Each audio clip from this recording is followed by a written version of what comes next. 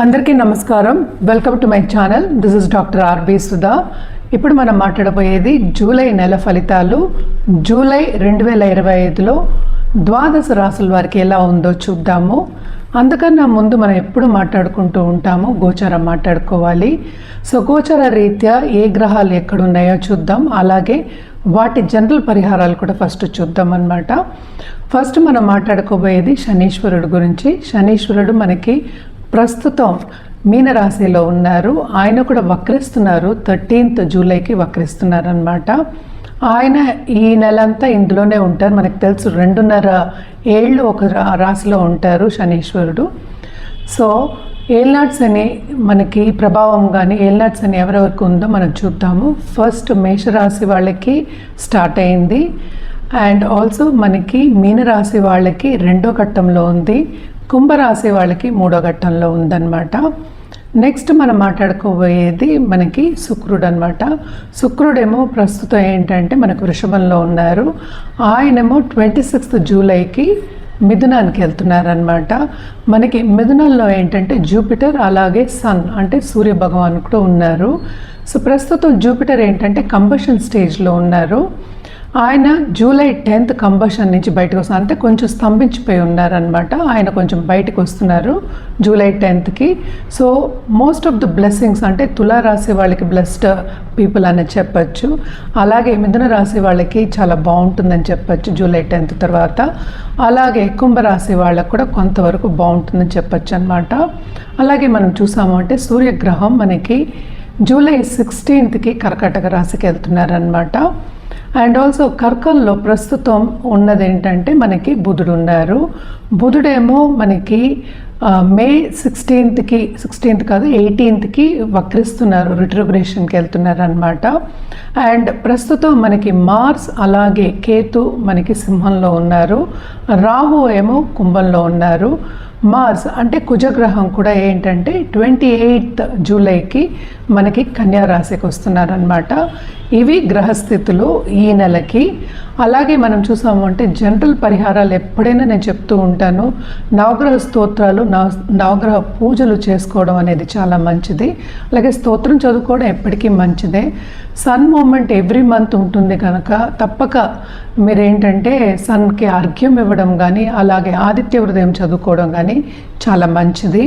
మనం ఎప్పటికైనా ఈ పాజిటివ్ అంటే ఈ పూజలు కానీ లేకపోతే ఒక రెమెడియల్ మెషర్స్ కానీ ఎందుకు చెప్తాము అంటే పాజిటివ్గా మిమ్మల్ని తీసుకెళ్ళి పాజిటివ్ దిశలో తీసుకెళ్ళడానికి మనం చెప్తూ ఉంటాము. ఎందుకంటే ఎప్పటికైనా సరే మనకి పాజిటివ్గా ఉంటే పాజిటివిటీ మనకి పెరుగుతుంది. మన లైఫ్లో కూడా మంచి ఆపర్చునిటీస్ వచ్చే ఛాన్సెస్ కూడా ఉంటాయి. అలాగే లైఫ్ని పీస్ఫుల్గా లీడ్ చేయడానికి మనకి రెమెడియల్ మెషర్స్ కింద మనం తీసుకోవచ్చు అనమాట. అలాగే మనం ఒక జపం చేసినా కానీ లేకపోతే ఒక పూజ చేసినా కానీ లేకపోతే ఏంటంటే ఇంట్లోనే ఒక చిన్న పూజ చేసినా కానీ లేకపోతే దేవుణ్ణి పొద్దున్నే లేచి తలుచుకున్నా కానీ తప్పక మనకి ఆయన బ్లెస్సింగ్స్ అంటే యూనివర్స్ బ్లెస్సింగ్స్ మనకి ఎప్పటికైనా ఉంటాయి అన్నమాట. అండ్ ఆల్సో అందరూ కలిసి చేశారు అనుకుంటే కనుక మనకి కమ్యూనిటీ కానీ ఈ దేశం కానీ లేకపోతే ఈ లోకం కానీ ఎలివేట్ చేయడానికి పాజిటివ్ ఎనర్జీ పైనుంచి మనకి యూనివర్స్ నుంచి రావడానికి మనకి ఆస్కారం ఉంటుందన్నమాట. అందుకని ఎప్పటికైనా రెమెడియల్ మెషర్స్ నిత్యం చేయమని చెప్తూ ఉంటాము. అలాగే చాలామంది ఏంటంటే శక్తి పూజలు చేస్తూ ఉంటారు. శక్తి పూజలు చేసే వాళ్ళకి నిత్యం చేసుకోండి. దాంతోపాటు ఈ పూజలు కూడా మనం చెప్పేవి చిన్న చిన్న పరిహారాలు కూడా చేసుకుంటే మీకే మంచిది. ఎందుకంటే రాశి వారీగా మనం చూసాము అంటే కనుక గ్రహస్థితులు నెల నెల మారుతూనే ఉంటాయి. అలాగే మనం చూసామంటే ఈ చంద్రుడు 2 రోజులకు ఒకసారి మారుతూ ఉంటారు. సో చంద్రుడిది మనం ఎక్కువ తీసుకోవట్లేదు. ఎప్పటికైనా చూసారంటే మీరు జాతక రీత్యా మనం రెమెడియల్ మెషర్స్ చెప్పడం అనేది కొంచెం ఏంటంటే కరెక్ట్గా ఉంటుంది. కొంచెం కాదు, అబ్సల్యూట్ కరెక్ట్గా ఉంటుందన్నమాట. ఎందుకంటే జాతకం చూసిన తర్వాత ఎందుకంటే లగ్నం వస్తుంది అలాగే రాశి వస్తుంది, మిగతా ప్లానెట్స్ అన్నీ కూడా మనకి వస్తాయి అన్నమాట. ఇదేంటంటే మన నెలకి మాట్లాడుకుంటున్నాం అండ్ షార్ట్ టర్మ్ ఇది. సో తప్పక పరిహారాలు మీకు కరెక్ట్గా కావాలి. అలాగే ఏంటంటే మీ లైఫ్లో ఇంకా పాజిటివిటీ పెరగాలి. మంచి కార్యక్రమాలు అంటే ఏంటంటే మీ లైఫ్ అంతా హ్యాపీగా ఉండాలి అన్నప్పుడు జాతకం చూపించుకుని పరిహారాలు చేయడం అనేది వెరీ వెరీ ఇంపార్టెంట్ అన్నమాట. ఎందుకు ఇంపార్టెంట్ అని కూడా నేను ఇందాక వివరించున్నాను. సో ఎప్పటికైనా సరే గ్రహస్థితులు మీ జాతక రీత్యా చూసినప్పుడు మాకు కూడా అర్థమవుతుంది ఎట్లా ఉంటుందని. ఇవన్నీ మనం చెప్పేది జనరల్ ప్రెడిక్షన్సే. సో జనరల్ ప్రెడిక్షన్స్ చెప్పినప్పుడు ఏంటంటే మిశ్రమం అవుతుంది. మిశ్రమం అంటే మనకి బ్యాలెన్స్ అవుతుంది. కొన్ని కరెక్ట్గా ఉంటాయి, కొన్ని కరెక్ట్గా ఉండదు. ఎందుకంటే రాశి పట్టి చాలామంది ఈ రాశిలో పుట్టిన వాళ్ళు ఉంటారు. నక్షత్రాలు కూడా ఒక్కొక్క రాశికి 2.5 ఉంటాయి అన్నమాట. అంటే ఏంటి 9 పాదాలు అనుకుందాము. సో తప్పక 27 నక్షత్రాలు ఉన్నాయి. సో ఒక్కొక్క రాశి వారిగానే మనం మాట్లాడుకుంటున్నాం కనుక తప్పక జాతక రీత్యా పరిహారాలు చేయడం కానీ సొల్యూషన్ తీసుకోవడం కానీ చాలా మంచిది. సో తప్పక జాతకం మీరు పరిశీలించుకోవాలి అంటే కనుక కింద స్క్రోల్ అయ్యే నంబర్కి అలా ఈమెయిల్ ఐడికి సంప్రదించవచ్చు. మా అన్ని వివరాలు చెప్పడం అనేది జరుగుతుంది. అలాగే అపాయింట్మెంట్ ఎప్పుడు తీసుకోవచ్చు, ఎంతసేపు ఉంటుంది, ఏం చేయాలి, ఏం రెమెడియల్ మెషర్స్ చేయాలి, ఎలా చేయాలి, మీకు తెలియకపోతే పూజారులు కూడా ఉన్నారు మన దగ్గర, ఏం పూజలు చేయాలి వాళ్ళ చేత చేయించుకోవచ్చు. అలాగే ఏ జాతి రత్నం వేసుకోవాలి అని చెప్పడం కూడా జరుగుతుందన్నమాట. ఎప్పటికైనా సరే ఒక జపం చేయడం కానీ, జపం అంటే ఏంటి, కంటిన్యూస్గా మనం దేవుణ్ణి తలుచుకోవడమే ఒక జపం అనుకుందాము.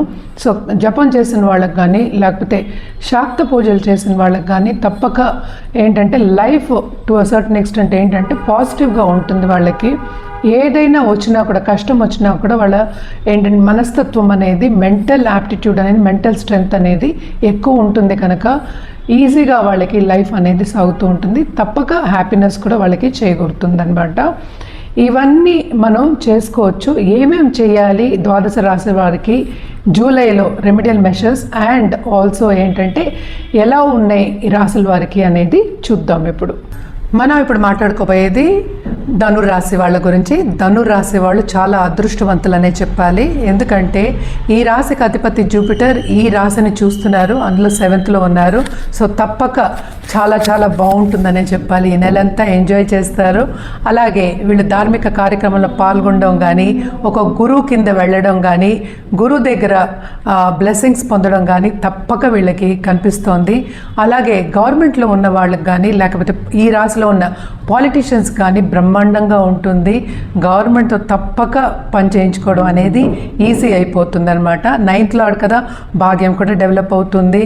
అండ్ ఆల్సో ఈ రాశిలో ఉన్న స్టూడెంట్స్కి చాలా చాలా బాగుంటుంది. వాళ్ళు అనుకున్న రీత్యా మార్క్స్ వస్తాయి, వాళ్ళు అనుకున్నది సాధిస్తారు, వాళ్ళు అనుకున్న ఉద్యోగాలు కావాలంటే ఆ అవకాశాలు కూడా వస్తాయి అన్నమాట. సో నిరుద్యోగులకి ఉద్యోగ అవకాశము అనేది చాలా బాగుంది ధనుర్రాశి వాళ్ళకి. అండ్ ఆల్సో నాలెడ్జ్లో ఉన్న వాళ్ళు అంటే చదువు ఇన్స్టిట్యూషన్స్ ఇలాంటి వాళ్ళు, స్టడీస్ లేకపోతే స్కూల్స్, పెద్ద పెద్ద ఇన్స్టిట్యూషన్స్లో ఉన్న వాళ్ళందరికీ చాలా చాలా బాగుంది. నేను చెప్పేది ఏంటంటే వాళ్ళకి బిజినెస్ చాలా బాగుందని చెప్పడం జరుగుతుందన్నమాట. తప్పక ఈ నెలంతా ధనుర్రాశి వాళ్ళకి లక్ అనేది ఫేవర్ అవుతోంది అని చెప్పచ్చు. అలాగే 2nd లార్డు మనకి 2nd and 3rd lord 4th ఉన్నారు. సో తప్పక వీళ్ళకి శ్రమకి తగిన ఫలితం అనేది తప్పక దొరుకుతుందన్నమాట. అండ్ ఆల్సో ఈ రాశిలో ఉన్న బిజినెస్ పీపుల్కి ఈ నెల అంతా తప్పక రాబడి వచ్చే ఛాన్సెస్ ఎక్కువ కనిపిస్తున్నాయి. అలాగే ఫైనాన్షియల్ ఇన్స్టిట్యూషన్స్లో ఉన్నవాళ్ళు 7th లార్డ్ ఏమో 8th పడుతున్నారు కనుక తప్పక ఇన్వెస్ట్మెంట్లో రంగంలో ఉన్న వాళ్ళకి కానీ లేకపోతే ఫైనాన్షియల్ మార్కెట్లో ఉన్న వాళ్ళకి కానీ అండ్ టెలికమ్యూనికేషన్లో ఉన్న వాళ్ళకి కానీ ఈ రాశిలో ఉన్న వాళ్ళకి తప్పక కొంతవరకు లాభాలు చేకూరుతుంది వీళ్ళకి అని చెప్పాలి.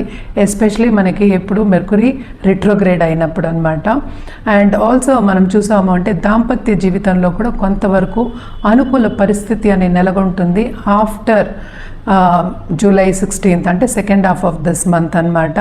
అలాగే కొత్తగా పెళ్ళి కావాలి, సంబంధాలు వెతుకుతున్న వాళ్ళందరికీ సత్సంబంధాలు ఏర్పడే ఛాన్సెస్ ఎక్కువ కనిపిస్తున్నాయి. ఇంట్లో శుభకార్యాలు తప్పక చేస్తారు. అలాగే ఖరీదైన వస్తువులు కొనుక్కోవడం, ఇచ్చిపుచ్చుకోవడం అనేది కనిపిస్తోంది. అలాగే షార్ట్ టర్మ్ ట్రావెల్ అంటే ధార్మిక క్షేత్రాలకు వెళ్ళి దర్శించుకోవడం అంటే దేవుణ్ణి దర్శించుకోవడం అనేది కనిపిస్తోందన్నమాట. తప్పక షార్ట్ టర్మ్ ట్రావెల్ అనేది కూడా మీకు ఉంది. ట్రావెల్లో శ్రమ పడడం అనేది కొంచెం కనిపిస్తోంది. సో హెల్త్ రీత్యా చిన్న చిన్న నలతలే ఉన్నాయి కానీ పెద్దవేమీ లేవు ఈ నెలలో అనేది చెప్పడం జరుగుతోంది. అంటే పెద్దవంటే ఎప్పటి నుంచో వాళ్ళు బాధపడుతున్న వాళ్ళకి మనం చెప్పలేము, మనం జనరల్గా చెప్తున్నాం కనుక ఈ నెలలో ఎక్కువ అంటే హెల్త్ డిస్టర్బెన్సెస్ అనేవి లేవన్నమాట. ఈ నెల అంతా వీళ్ళు తప్పక ఎంజాయ్ చేస్తారు, బాగుంటుంది వీళ్ళందరికీ. అండ్ ఆల్సో హ్యాపీగా గడిసే ఒక మంత్ కింద మనం చెప్పుకోవచ్చు అనమాట.